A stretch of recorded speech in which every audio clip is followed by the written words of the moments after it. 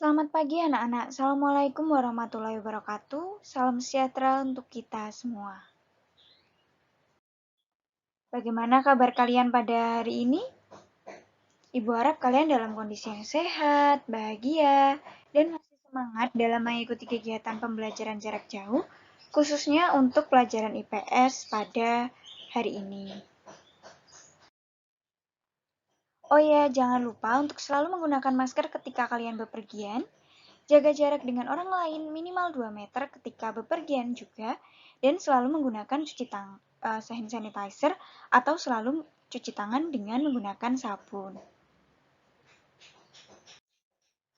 Sebelum memulai kegiatan pembelajaran pada hari ini, marilah kita berdoa terlebih dahulu menurut agama dan keyakinan kita masing-masing. Berdoa dipersilahkan.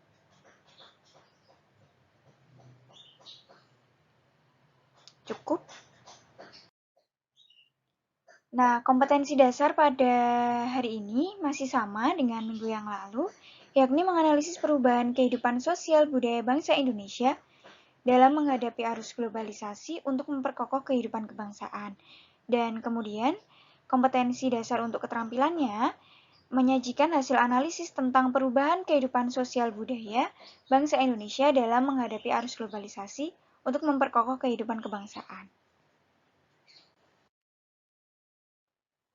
Jangan lupa untuk mempersiapkan buku paket kalian, buku tulis atau buku catatan, dan juga jangan lupa untuk mempersiapkan juga alat tulisnya. Nah, materi minggu lalu kita sudah belajar mengenai faktor penghambat perubahan sosial budaya.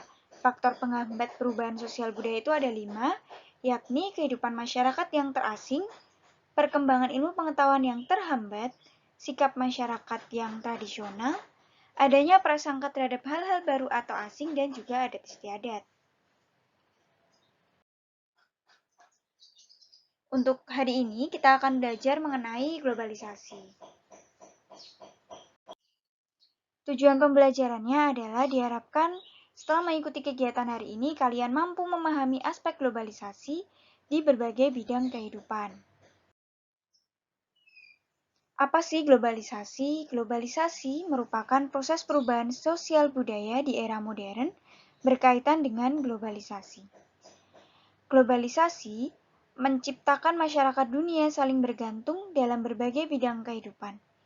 Ketergantungan antara satu negara terhadap negara lainnya, misalnya dalam hal sumber pangan. Ada negara yang mengalami kelebihan bahan pangan, namun ada juga negara yang kekurangan bahan pangan. Kenyataan ini mengakibatkan negara yang kekurangan kebutuhan pasokan bahan makanan dari negara yang kelebihan bahan pangan. Misalnya, Indonesia mengimpor beras dari negara lain adalah salah satu contohnya.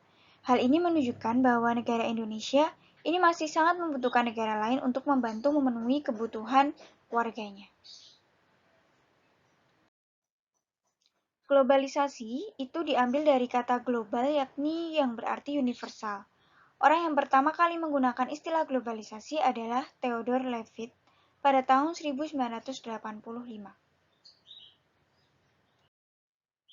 Menurut Waters dan dalam Karmanto Sunarto tahun 2004, globalisasi adalah suatu proses sosial yang dalamnya kendala geografi terhadap pengaturan sosial dan budaya menjadi surut, dan manusia menjadi semakin sadar bahwa pengaturan tersebut menjadi semakin surut. Globalisasi menjadikan seluruh bangsa dan negara di dunia itu semakin erat, mewujudkan satu tatanan kehidupan baru dengan meniadakan batas geografis, ekonomi, sosial, dan budaya. Selain itu, globalisasi mengubah dunia menjadi satu kesatuan yang terwujud dalam keterkaitan antar bangsa dan antar manusia. Keterkaitan itu dapat melalui berbagai macam kontak seperti perdagangan, komunikasi, investasi, perjalanan, dan juga budaya.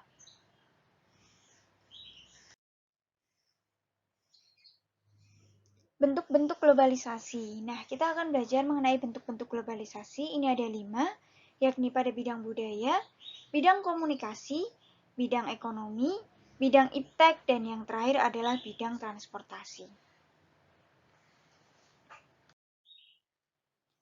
Globalisasi di bidang budaya. Bagaimana sikap kalian ketika kalian berpamitan kepada orang tua untuk berangkat sekolah? Salah satunya, kalian bisa mencium tangan kedua orang tua kalian. Nah, ini merupakan tradisi khas yang dimiliki oleh bangsa Indonesia.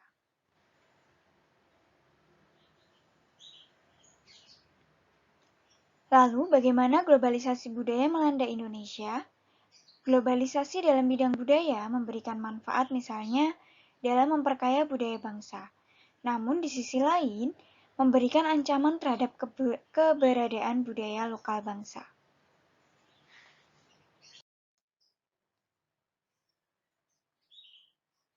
Globalisasi budaya dalam hal bahasa misalnya, bahasa Inggris itu merupakan salah satu contoh bahasa dunia.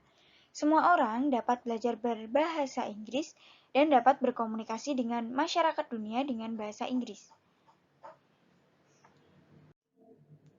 Selanjutnya ada globalisasi di bidang komunikasi. Komunikasi merupakan proses penyampaian pesan atau informasi dari satu pihak ke pihak yang lain. Globalisasi dalam bidang komunikasi dapat dilihat dari kemajuan teknologi komunikasi. Yang awalnya masyarakat Indonesia itu berkomunikasi dengan cara yang tradisional. Kemudian berkembang menjadi ada telepon, handphone, dan ada juga internet seperti saat ini. Perkembangan teknologi komunikasi mampu mendekatkan yang jauh. Interaksi antara satu orang dengan orang lain saat ini tidak harus dilakukan secara tatap muka karena banyak media yang bisa digunakan untuk berkomunikasi. Dahulu, orang Indonesia ketika akan berkomunikasi dengan orang yang berbeda daerah, berbeda pulau, atau berbeda negara, harus menggunakan surat. Kemudian berkembang lagi menjadi ada telepon kabel.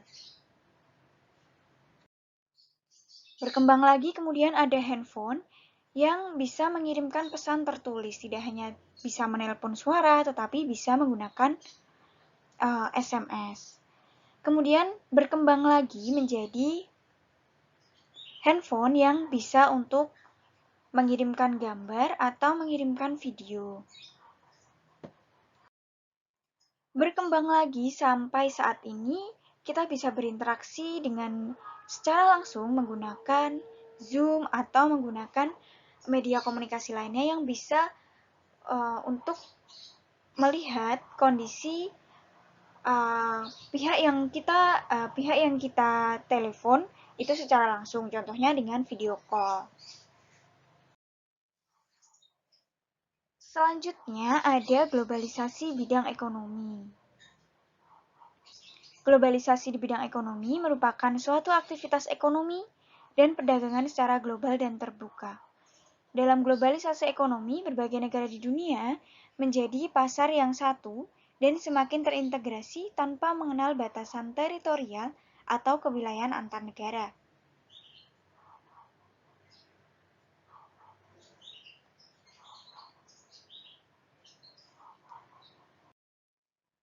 Selain dibentuknya organisasi internasional seperti yang ada di layar sebelumnya, yang menandai globalisasi ekonomi masih ada pada perusahaan yang berskala internasional, seperti misalnya KFC, McDonald, dan lain sebagainya.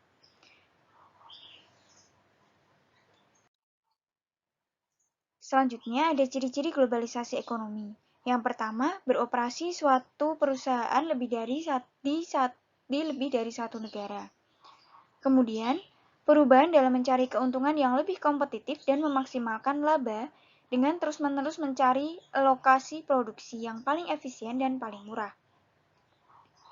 Memiliki kemudahan jangkauan geografis yang membuat perusahaan dengan cepat memindahkan berbagai sumber dan operasi di seluruh dunia, menguasai 3/4 perdagangan dan sekitar sepertiga dari seluruh output perekonomian global, adanya penghapusan seluruh batasan dan hambatan terhadap arus modal, barang, dan juga jasa.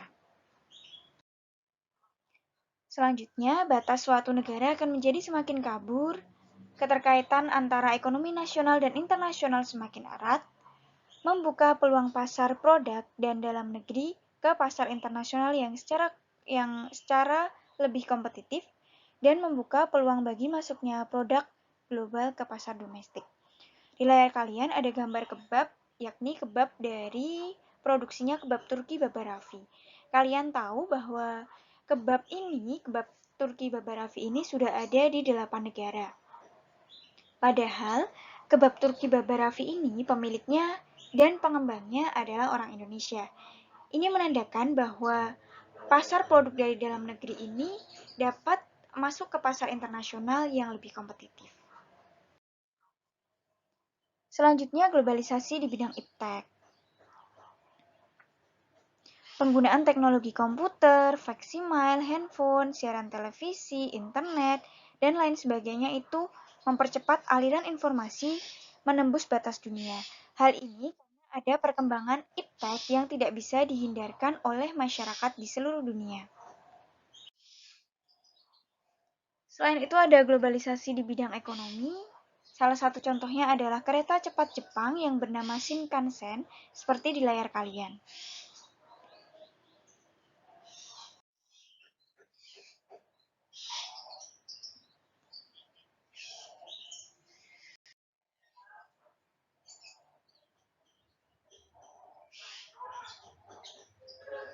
Oke, bisa kalian cermati sendiri ya.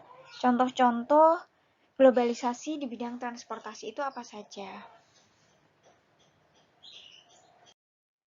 Oke, berakhir sudah pembelajaran pada hari ini.